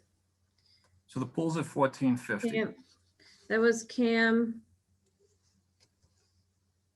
Hilton? Was 14. $14.50. So the assistant for the pool. And I'm the person here who is higher paid other than Gabby on the park one was Bryce. Bryce Lacombe. It was $13. Everybody Right. else was either 12 or $12.25 an hour. okay, so you want to put the supervisor to 22, and then it looks like the assistant for the pool got more than the assistant for the park. Is that right? Yes, but again, there's certifications involved in that. For the pool assistant. Okay, so if last year it was $14.50, Joe, you're kind of thinking like $1 more. Right. So $15.50 for the assistant at the pool, $14 for the assistant at the park, a camp counselor, $13. I'm just writing this down and No, then that's great. figuring it out. And then a lifeguard, we'll say $14.75 because they were at $15.75. 13. I think the pool supervisor needs more than that. But If last year it was possible. $14.50, right? Right, but if they're gonna be the supervisor, like the assistant, really doing a lot more than Okay, Oh, so what are you thinking? 18. And what about the Wow. park one for 14? That's 14. Should they get more, the They should assistant probably get get more? like 16, 15, 16. I don't, holy cow. Well, let's not lose sight of the fact that we are saving money because we've lost the position, and we are increasing these prices too. Right. Camp So- counselor, you think $1 more an hour than last year is good? Yes, because 13. last year they Yeah. didn't even work. right. So it's Oh, really sorry. tricky later. I think if you started them out even 12.50 or 13, I think that would be fine. Because they started out at it was 12 in 2019 for beginning. Okay, so counselor. let's say 13 just to make it the buck. And then a lifeguard was 13.75. So what do you want to go to on that? 14.75 or Yeah, 14, 15, 15. I think. 15? Boy, you're raising those prices a lot. Well, we haven't had these wages are from 2 years ago, June. So just think about that. Yeah. 2 And- years. No, but And one then of we them is are, gone. We're One of fighting them and is we are gone. eliminating a position too, like Joe said. So we're picking up what we're picking up per hour. Eliminating that position is probably going to cover the increase for all these positions, right? Pretty Wow. much. I think It so. just one of them hit me that was going up like $4 an hour. That one surprised me. Is that Well, not that's correct? going to be because she's going to be the main supervisor that's taking over the 2 positions. Oh, it was her position. Okay. Yeah, right? Right. So, All the others are going up $1 or $2. yeah, about that. Yes. Our goal Okay. here, June, really should be to try to get everybody to minimum wage. Because you're not going to get quality or even desire to want to work these programs when they can go down the street to McDonald's or Target or CVS and they're getting minimum Yeah. wage there in an air-conditioned environment. Well, it's going to be regulated anyway, right? We're going to have to do it sooner or later. And the minimum wage is supposed to go to 15 in next year? Right. And you know, like Michelle said, we haven't made any of these increases in 2 years. Right, Really right. 3 And that- because of when we voted on it. And actually with listen, all, I'm going to have to go, but you guys are doing a great job. Anything you do, I'm fine with. I can't see any problem with anything you're doing. You're doing fine work. And if you don't mind, I'm going to have to run. Okay? Thank you, June. Thank you so much. Thank June. you. Appreciate it. Thank you. Bye. Bye-bye. Bye, June. so the only thing I was gonna say is, Joe, what you were saying about the minute getting, ideally you'd like to get everybody to minimum wage. It looks like if we made those increases as we were rambling off, the only one that wouldn't be at minimum wage would be the camp counselor. Everybody else would be. They'd be at 13. So Okay. And closer. most of our camp counselors are, 15, 16 years old, just getting started. So, Right, so that's a good wage. yeah. Yeah. Is that what I want to ask you? Do you say 15 for camp counselors or 16? No, And- I had 13 down. Oh, I'm sorry, age-wise. I meant age-wise. Oh. Sorry. So the ages, I know years past, we've had 15-year-olds working. Obviously they have to get their working papers, but that's usually been like their first job. The is camp coming into the counselor? park. Yeah, Or was that like as a gate attendant, like checking people into the pool and selling concessions and things? yeah, I mean, concessions, again, that's something that we're gonna have to work with the Board of Health if we'd even be allowed to do that this year, if we even have a pool. Right, so the camp counselor was able to be asked at 15. I wasn't sure, I didn't I didn't state that on the application, but I was thinking 15 for gate attendants. That's what it has been at Cranberry Cove. You could be a 15-year-old gate attendant, but then 16-year-old, you have to be lifeguard at 16. They won't allow you to be a lifeguard at 15 anyway, but I didn't know if that was true for camp counselors.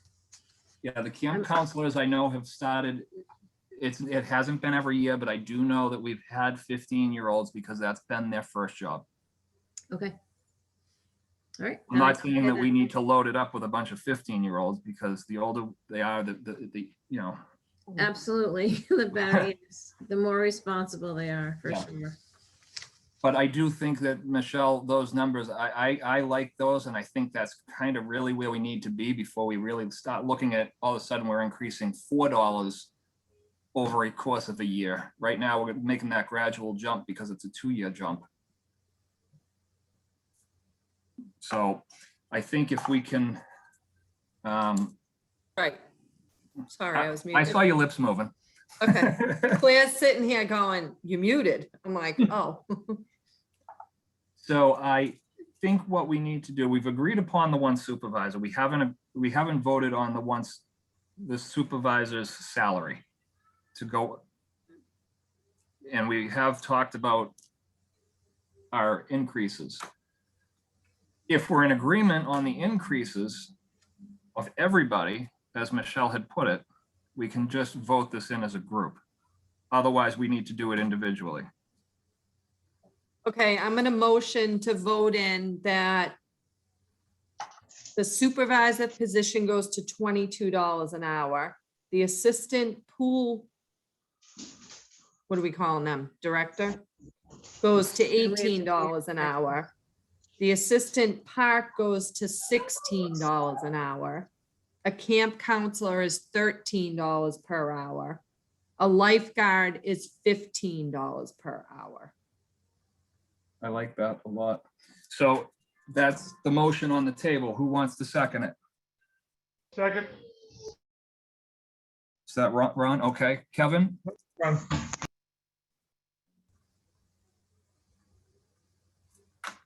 Kevin, you're on mute.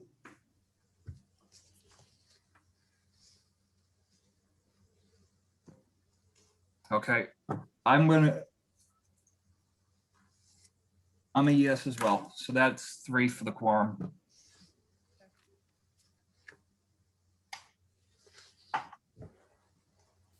Wonderful. Okay. So now, Kathleen, that's put you in a better position because your next thing is advertising for employees, the hiring process, your tentative date being April 15th. Now you have, prices that you can put out there, salaries, so that they know what they're making. Do you want to touch on that, or are you set to schedule yourself for application dates being April 15th? Yes, and then I can, come to you guys and see how we want to do the hiring process and if who's going to be involved in that. Mm-hmm.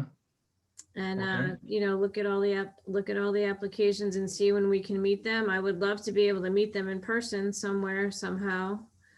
But I know if they're college kids and they may be on campus and they may not be able to, and I can do either a phone call or a FaceTime or a Google, like a Zoom kind of thing, when they can be in touch like that. So it can work out like that. Okay, Is Gabby gonna be on those meetings with you to do the hiring? she should be if she's the supervisor. Absolutely. Yep.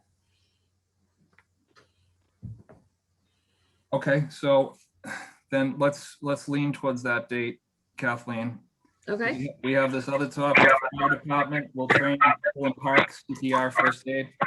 I just want to hit that real quick. Yes, I just said that the fire department is able to train the staff, Okay, which is a huge thing. So I was looking at a date. They sent me a couple of dates in April, but that's too early. So I was looking at the later dates in May. So I wanted to ask you if that was okay to set that up so that if we can have people hired by in the middle of May, then we certainly can, I can certainly can say we could do the the first aid program in May.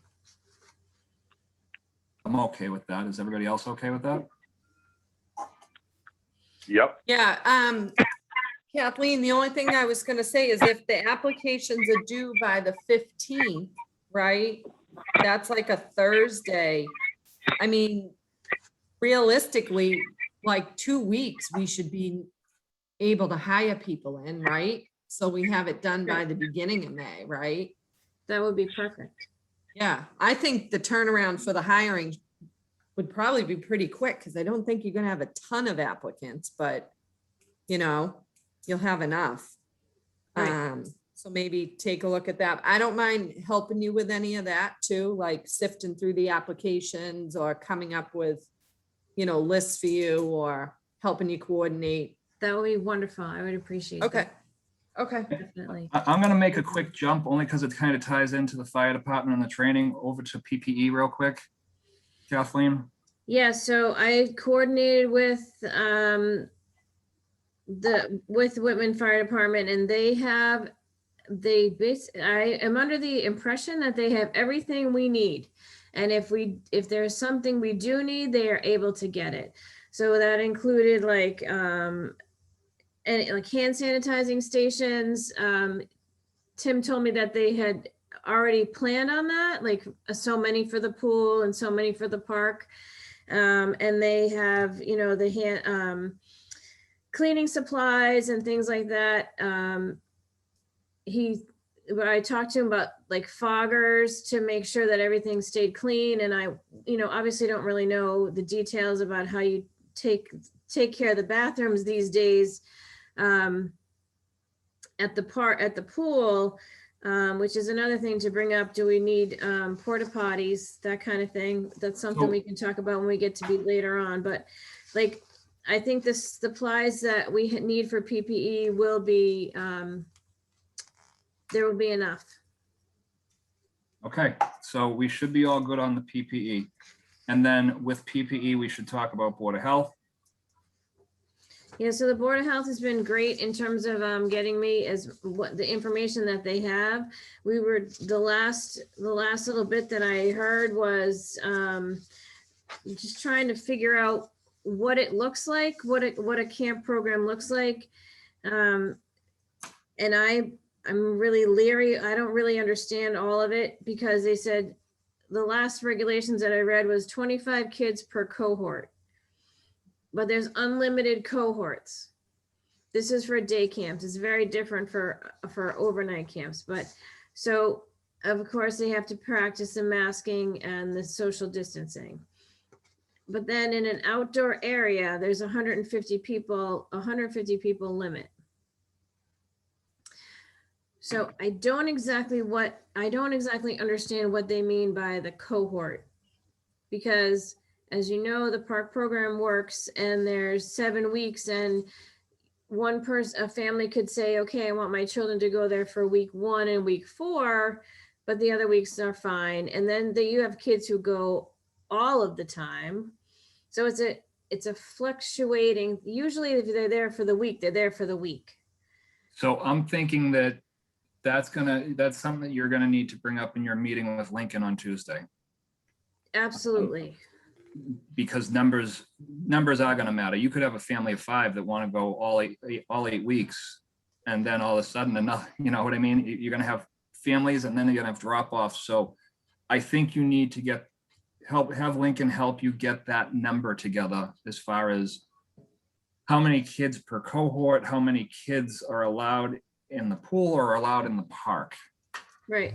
And then we can come back and kind of revisit that on our April meeting and discuss it and bring us all up to date with it. Right. And then we'll know we'll hopefully know how many people we have to hire. Right. And then based on those numbers. and I just just didn't have a good picture. I mean, I know the park program runs when you have groups and they move from station to station and they do activities together, and they usually stay together in their group. So that would be considered the cohort. But did the cohort stay the same every single day? Right. But I think it depended on if somebody was only coming, I know they sign up for a whole week and you pay per week, but they might only be coming Monday, Wednesday, Friday. And how does that mix in with people who have been there? I don't know. It's at that fine line. Yeah, so I would have Lincoln help you out with getting that answer. Yep. The other thing, as we've discussed, the town's gonna prepare you with signage for the ball fields and the park and the pool to put up with the social distancing signage. Yes. I'm getting signage created for the park, for the fields and for the pool park area, basically stating social distancing requirements. The Whitman Recreation Department and the Board of Health signing it, and and for the pool, a sign stating something that masks must be worn unless swimming. Perfect. I'm specifically leaving one topic for the end. Let's go to the scheduling on the online programs. Okay, so in the past, you've used this sign up through the town, like they can be paid by credit card and things using the online system through the town. Or it's been, I guess, either cash and checks as well. But since that's the challenge, because the town hall is not open yet, so there's no office hours for recreation. And they haven't, unless they put that information, unless they put that envelope into the mail drop. So then my suggestion on that one would be, if you don't, and again, ask Lincoln on Tuesday, but if you don't have an answer, when you advertise for your programs, I would advertise that it is due to COVID at this time, we are only taking card payments. Yep. That would be my suggestion for now, unless Lincoln can get you a better answer, because with us not being able to get into town hall, you have no idea who's going to be paying you and who isn't. Yeah, Kathleen, just so you know that I know Dan can probably attest to this too. That drop box they use for everything. So you could have people drop checks if that was the case, because I don't, I'm sure most people have a credit card, but I just think, I would say no cash, but you definitely could say to utilize the drop box for the check, for a check. Okay. But ask Lincoln if that's okay, but I'm sure it would be, because I know I've used it.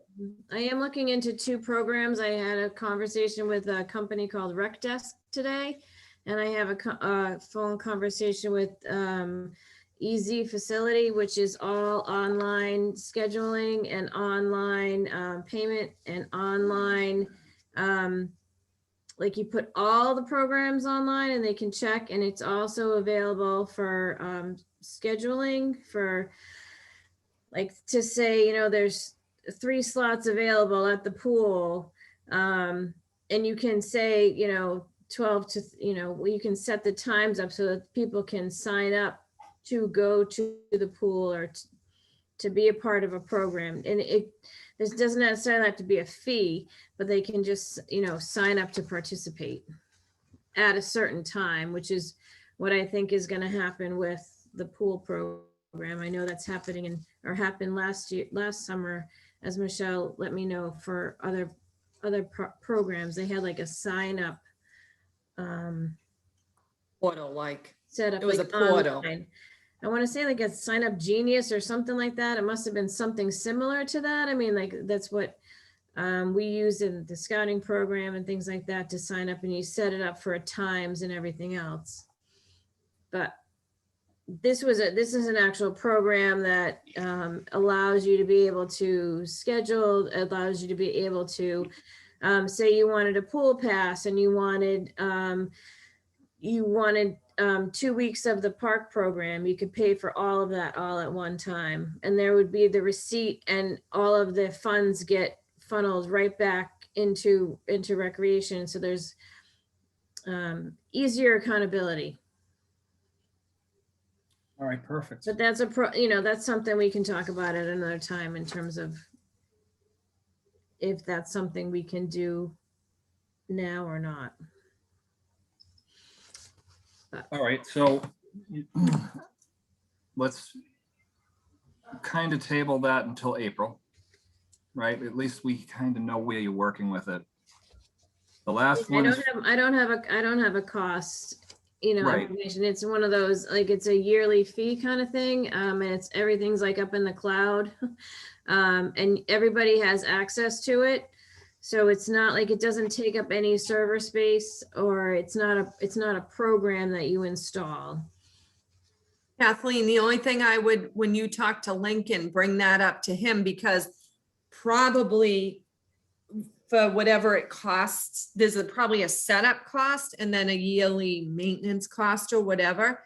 But that setup cost, I'm assuming, is probably going to be higher than the yearly maintenance. But if we do need to use that to schedule people to swim at certain times, and that may fall under that CARES Act that we could Yeah. get reimbursed for. Oh, So yeah. that might Very cover good the point. cost of the setup. So just put that in your notes. So when you do talk to them, just add that to it. all right, so we have our last thing here, which is the field information. The easiest two things to talk about are the user agreement and field usage forms that went out, and creating the spreadsheets for all the fields. Just those two topics, Kathleen, you want to bring us up to date real quick? Yes, actually, all the field usage forms went out in the beginning of March, and I have to finally say that as of yesterday, I finally have everybody's back. So we have the youth, Whitman Youth Soccer, and Whitman Little League, and Whitman Hanson Softball, and Whitman Hanson Lacrosse are all in need of field space, field use for the spring and summer season. Okay, so I am creating a massive spreadsheet with all the fields and all of the different times, basically from now until the end of June for the first session, and then I'll start a second session up after that. I'm having challenges with fields, not necessarily field space, but trying to make sure that everybody has equitable field usage, making sure that soccer, lacrosse, baseball, and softball are well represented and have the field space that they need. So let me kind of bring people up to date too here, Kathleen, because that's going to bring us into the next. And Dan, this is probably what you've been waiting for too. Yeah. So over the past year or two, Whitman Little League has become Whitman Little League. It was always known as WBSA, Whitman Baseball Softball Association. The softball side of Whitman, the numbers were going down, as was in Hanson. So what did they do? They did what was best, and they merged to become one. As far as I see this, they are still a Whitman Hanson softball program, and they should be is equal to the fields as Whitman baseball. Now, I'm going to tell you that I was on that WBSA board about 6 years ago when we had 850 kids in the program. That program is now, and that was just baseball. That program is now, Kathleen, you can correct me if I'm wrong, but I think he said his numbers are at 150. Yes, he has 12 teams at the moment. Okay, and he's trying to control every single field in Whitman and have everything run through him. He wants softball to schedule with him. He wants any outside entities to schedule with him. And we've told him that that's public property. It can't be done through you, because he wants to start charging fees, because he tends to think that he maintains the properties.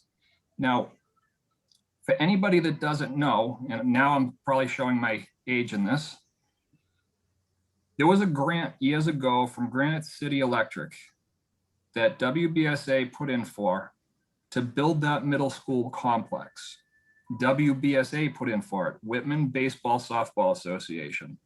The lights went in, the 4 fields were redone, and over time, they've used their money that comes in off of registrations or tournaments they run, and they've built the snack shack, and they've put up batting cages, and they've taken care of the fields. There's 2 baseball fields at the middle school. There's 2 softball fields at the middle school. I don't understand why, with 150 participants, you need to control every single field, including softball, which has nothing to do with you, in the town of Whitman.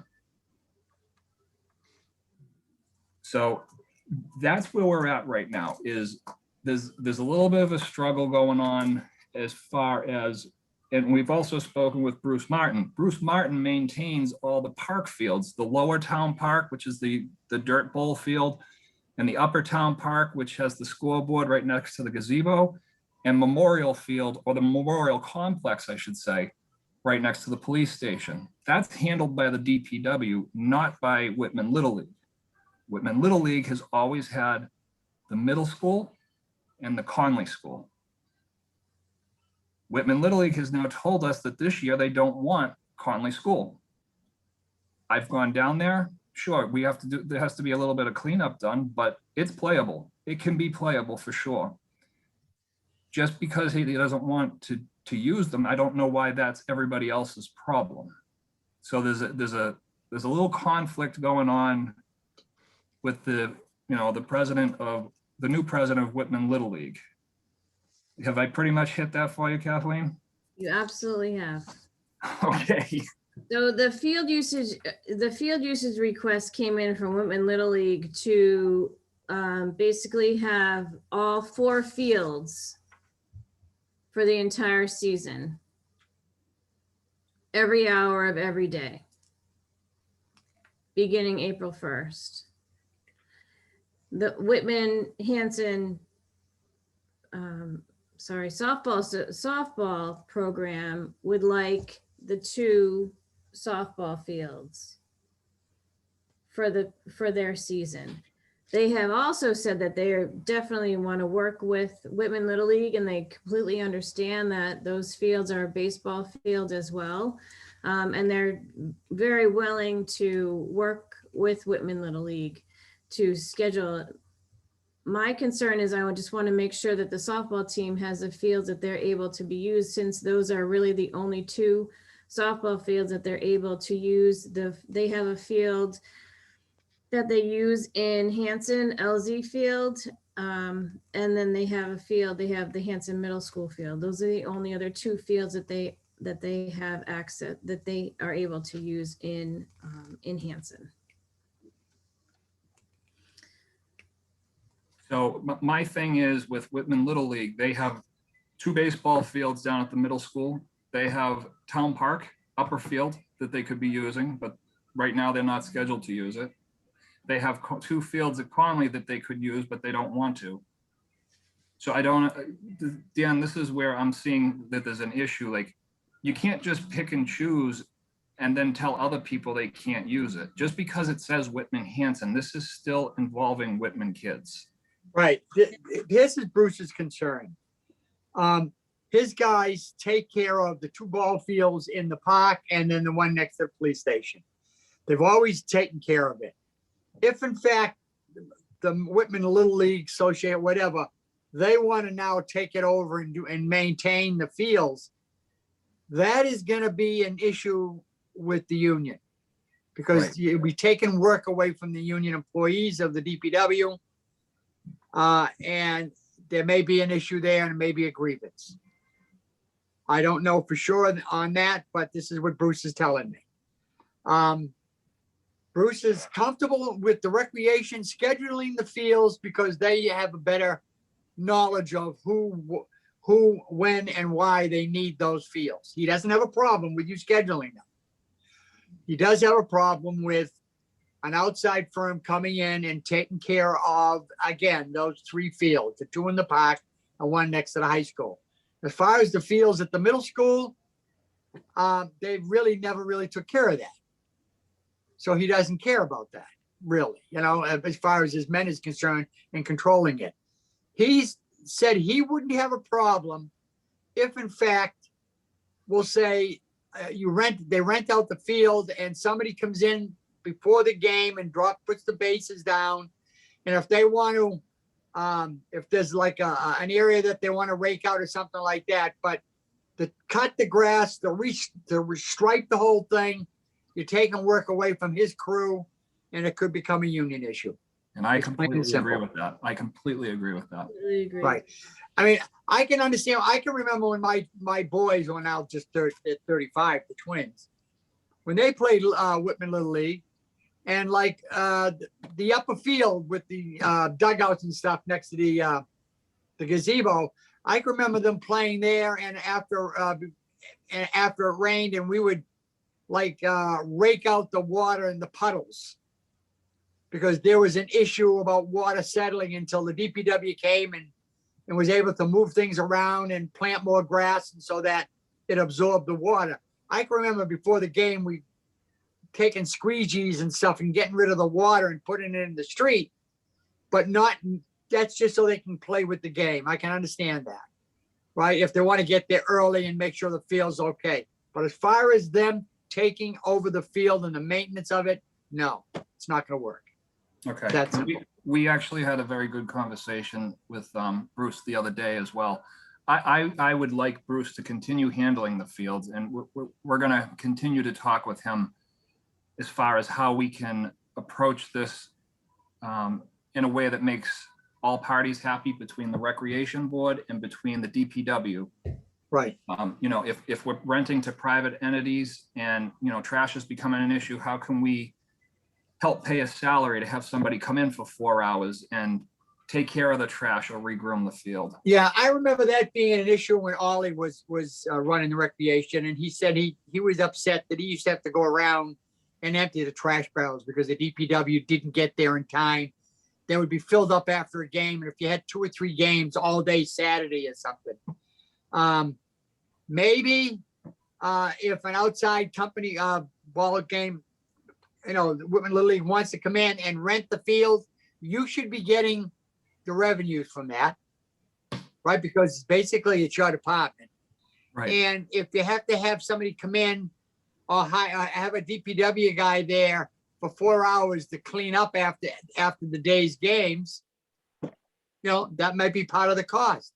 And you would incorporate that in the cost of whatever you rent out the fields to an Right. outside concern. That's your call.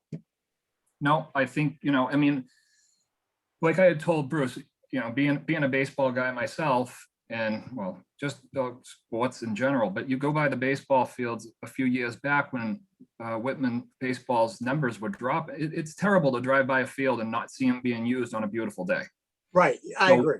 So what should we, the plan back then, about 4 years ago, was I had approached Ollie and saying, I know that there's club teams that want to use fields. We could draw in some money to help pour money back into these fields. And so we have. And if that money can help us to help the DPW, that's okay. She's just keeping the mice away from the pool. I know it. Come on, go. If that money can help Bruce put a guy on to help keep these fields clean, and then, you know, after this year, we reappropriate what should our fees be to help the DPW to keep a guy on there for us, then that's really the direction I think we should be taking. And, you know, it's almost the same thing when Whitman and Hanson, when they rent out their gym at the high school or one of their schools, or even Hanson, they have a custodian. They'll have the people come into the building, and then they have the custodian there as everybody leaves the building for the day, and then he goes around and picks things up, right? And the people who rent the basketball courts or whatever, they have to pay that custodian. Right. Right. And basically we should be doing the same thing as far as maintaining our fields after the game, you know, the trash barrels and picking up and stuff like that. Correct. You know? Absolutely agree. Yeah. So I think on this field issue, Kathleen, you need to put the president of the Little League in place and letting him know that those upper fields are controlled not only by us for scheduling, but by the DPW for maintenance. that they have no part on it. If they want to handle the cleanup on the middle schools, that's their thing. One quick thing I just want to throw in there that I think we've already talked about, but the bottom line is he needs to understand that these fields are owned by the town, Amen. not by Whitman Little League or anyone else. So at the end of the day, if he doesn't want to follow protocol, then we don't have to rent the fields to them. You know, Well, have what- them go to Lincoln and talk to Lincoln. But if they decide that they're gonna rate the field on their own, fine. Going back with Dan, and we've had this discussion too, Joe, you and I. Mhm. If we do rent out for a long period of time and we need to have someone get the trash and all that, then we will be paying or have to figure out how to pay DPW under their contract. It's a union, entity. We have to pay them their salary for a minimum 4 hours to be up there and make sure the fields are maintained. That's part of renting the field again. Right. But he just needs to understand at the end of the day that they're the town fields. They're not owned by baseball, soccer, lacrosse. I do remember when I was involved with the lacrosse about 4 years ago, this came up huge and we went up to Frank Lynham and Frank told us the fields are owned by the town because soccer was trying to tell us that lacrosse couldn't be on the field because they paid. I money remember to that, put yeah. stuff. Yeah. Yeah, and Frank flat out said they're owned by the town. So whether it's baseball, soccer, lacrosse, whatever, they all have to understand, they go through Kathleen. These are the guidelines. And if you're not going to follow the guidelines, then you can tell your parents why they can't play here. They can't collect money and, we're not letting anybody else collect money for us. I guess that's end of my rant. And I'll just say real quickly that, You're absolutely right, Michelle. whether it's soccer or Little League, and I'm only using those two as an example because they share the middle school and they share that concession stand, they do have an opportunity to make money. They can Yeah. open the concession stand and they can sell stuff out of it and they can run their tournaments up there. And do we get a kickback out of that? Never. No. And we don't ask for it either. So Kathleen, I think that has to be very firm with the new president of Little League. And like I had told you before, he's a new president, you're a new director, the administration and the town's all new. I think it's kind of like push to see how much I can get while I can get it right now. And I think you need to stand your ground right here, right now. And that way the problem won't come back. Absolutely agree. Right, good. Now, why don't you let Bruce know on your decision so that he'll feel comfortable and he'll be there to back you up like I will. We appreciate that. Thank you, Tim. Thank you. All right, I'm gonna kick off. All right, sorry for the long meeting. And Much for That's joining. driving me Nice nuts. to be with you. Yeah, thank you. All right. thank you. Have a good rest of your meeting. Thank you. All right, good night. Good night. Right. Okay, so I think that's about it, right, Kathleen? Have I missed Yes, anything? I think so. Okay, real quick roundtable to whoever's left. Michelle, anything? You're muted, maybe? Okay. I'm good. There we go. All right, Ron, anything? No, I'm good. Kevin? No, I have nothing. Thank you. Okay, I don't want to set another meeting yet until Kathleen, after you have your meeting with Lincoln on Tuesday and get back to us, let's make sure we have all the information we need before we have our next meeting. Absolutely. And then we'll set it up and send it out as an email like we did for this. Okay, perfect. All right? You guys all so much. I appreciate everything you're doing, truly. Thank Okay, you. I think we just need to motion to adjourn, right? Yep, I was getting that. Thank you. Oh, sorry. That's okay. I'm writing it. That- You're That's okay. I'm writing it out already. Who would like to make the motion to adjourn? I'll make a motion. Oh, Okay. so many people. All right. Second. Second. All in favor? Aye. Aye. All right, motion to adjourn at 9:20. Thank you. Good night. Everyone, night. thank you so much.